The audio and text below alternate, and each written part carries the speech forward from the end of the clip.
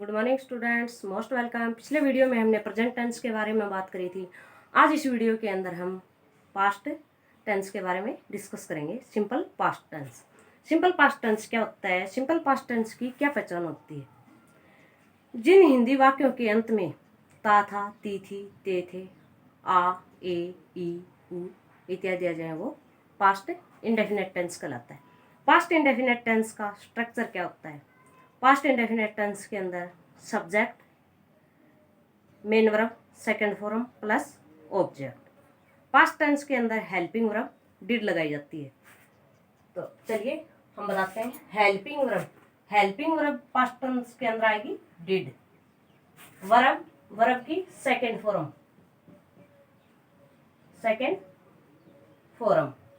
Structure क्या होगा? Subject plus verb की second form plus object full stop. ये हुआ पास्ट टेंस का स्ट्रक्चर। जैसे राम आया, राम आया था, तो इसमें क्या होगा? राम केम, राम केम। राम दिल्ली से आया था, Ram came from Delhi, DLHI। ये हुआ सिंपल पास्ट इंडेफिनेट टेंस। आगे आता है नेगेटिव। अगर सेंटेंस नेगेटिव होता है तो उसका स्ट्रक्चर क्या होगा? नेगेटिव के अंदर होगा subject plus did helping verb plus note plus verb की फर्स्ट फॉर्म।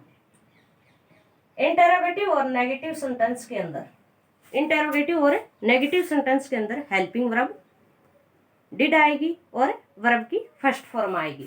अगर वाक्य साधारण है तो उसके अंदर वर्ब की सेकंड फॉर्म आएगी, उसके अंदर कोई हेल्पिंग वर्ब नहीं आएगी। आगे आता है इंटेरोगेटिव सेंटेंस। यदि सेंटेंस इंटेरोगेटिव है तो उसके अंदर डिड पहले आ जाएगी प्लस सब्जेक्ट प्लस वर्ब की फर्स्ट फॉर्म प्लस ऑब्जेक्ट और क्वेश्चन मार्क। ये हुआ इंटेरोगेटिव का स्ट्रक्चर। यदि सेंटेंस इंटेरोगेटिव और नेगेटिव दोनों सिचुएशन के अंदर है तो उसका स्ट्रक्चर क्या होगा? Did plus subject plus note plus verb की फर्स्ट फॉर्म प्लस ऑब्जेक्ट और क्वेश्चन मार्क। ये हुआ नेगेटिव सेंटेंस का स्ट्रक्चर। अब हम इसका आपको एग्जाम्पल देते हैं। जैसे नेगेटिव सेंटेंस का हम आपको एग्जाम्पल देते हैं। जैसे his father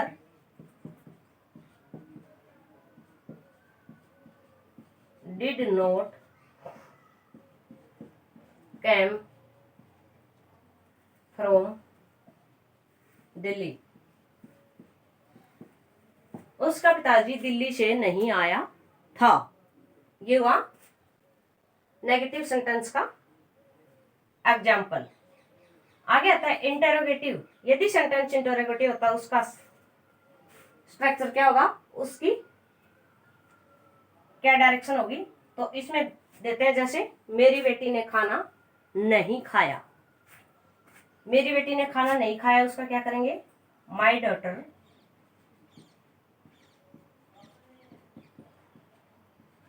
did not eat food.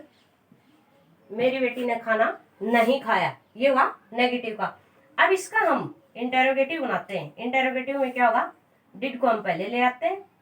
Did my daughter eat food. क्या मेरी बेटी ने खाना खाया?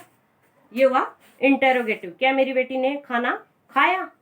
अगर इसका इंटेरोगेटिव और नेगेटिव दोनों स्ट्रक्चर लेते हैं तो क्या होगा? Did my daughter not eat food और क्वेश्चन मार्क। ये हुआ नेगेटिव और इंटेरोगेटिव का। तो इसमें एक बात ध्यान देने लायक है कि यदि सिंपल सेंटेंस है तो उसके अंदर वर्ब की सेकंड फॉर्म आएगी। यदि सेंटेंस इंटेरोगेटिव और नेगेटिव है तो उसमें डिड के साथ वर्ब की फर्स्ट फॉर्म आएगी। ये बात ध्यान करने लायक है। आगे आता है कि यूज ऑफ पास्ट टेंस, कि पास्ट टेंस का यूज कहाँ किया जाता है। यूज ऑफ पास्ट टेंस वो हम आपको बताते हैं। यूज ऑफ पास्ट टेंस,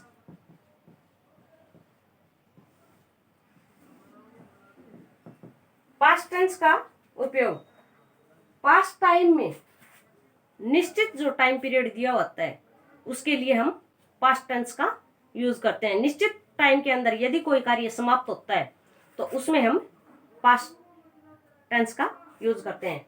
तो इसमें आएंगे फॉर एग्जांपल जैसे यस्टरडे, लास्ट नाइट,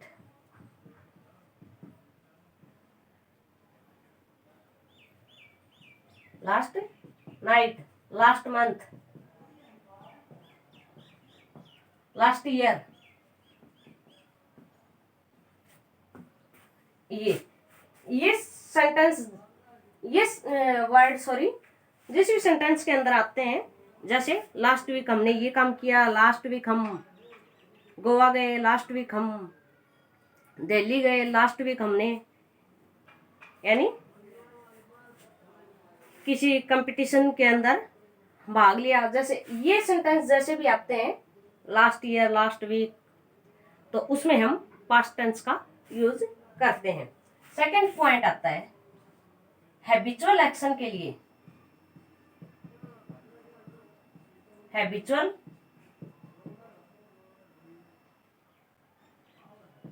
एक्शन के लिए पास्ट में जो की हो, पास्ट की जो हैबिचुअल एक्शन है ना, उनके लिए भी हम पास्ट टेंस का यूज करते हैं। फॉर एग्जांपल जैसे सी ऑलवेज, किसी की भी, she always invited me to dinner,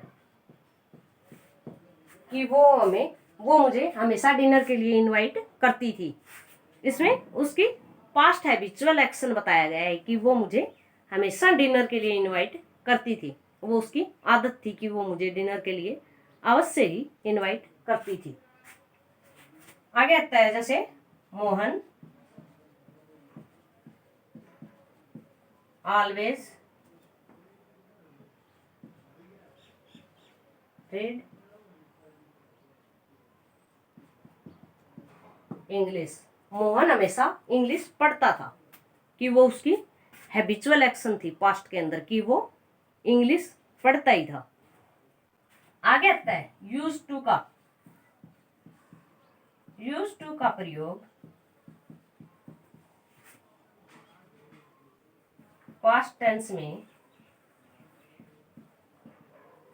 habitual action को दर्शाता है।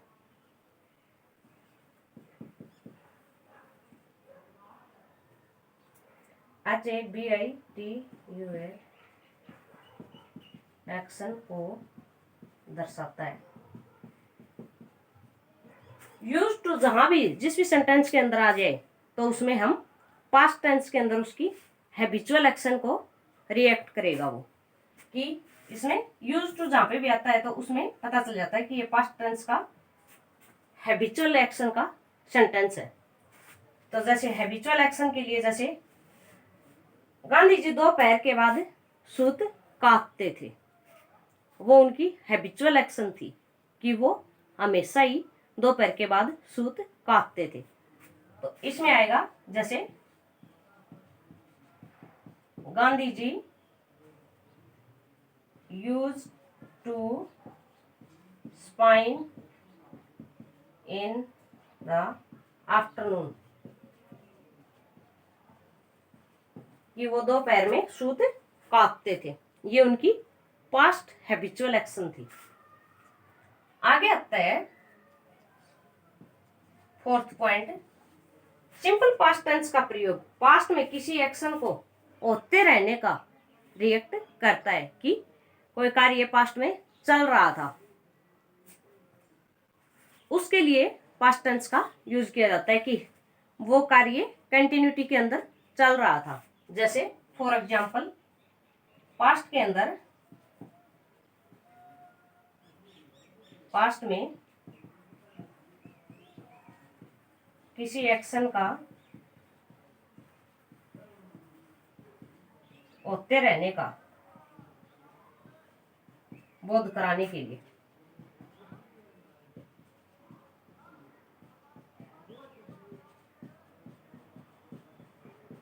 कि कोई कार्य कंटिन्यू हो रहा था, उसके लिए इसका प्रयोग किया जाता है। फॉर एग्जाम्पल जैसे जब वे खेल रहे थे तो हम स्टडी कर रहे थे, जब वो खेल रहे थे तो हम स्टडी कर रहे थे। वाइल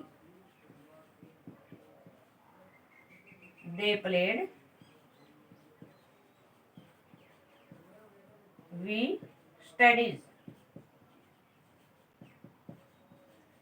जब वो खेल रहे थे तो हम स्टडी कर रहे थे। इसमें दो कार्य कंटिन्यू चल रहे थे पास्ट के अंदर। अगला एग्जाम्पल हम देते हैं, जैसे वेहन my mother cooked food I slept, जब मेरी माता खाना पका रही थी तो मैं सो रही थी। जब मेरी माता खाना पकाती थी तो मैं सोती थी। ऐसे कर लो। तो इसमें क्या हुआ कि हैबिचुअल एक्शन के लिए पास्ट में यूज किया जाता है, और यूज टू का प्रयोग किसी हैबिचुअल एक्शन को दर्शाता है पास्ट के अंदर, और पास्ट के अंदर किसी एक्शन के होते रहने का बोध कराता है पास्ट टेंस। पास्ट के अंदर किसी भी कार्य के होते रहने का रिएक्शन देता है पास्ट टेंस। तो ये हुआ कि पास्ट टेंस का यूज कहाँ कहाँ किया जाता है और पास्ट टेंस क्या होता है, ये हमने आपको डिटेल में बताया। आने वाली वीडियो के अंदर हम नेक्स्ट टेंस के बारे में डिस्कस करेंगे। हमारे वीडियो को देखते रहिए, चैनल को सब्सक्राइब करते रहिए। धन्यवाद।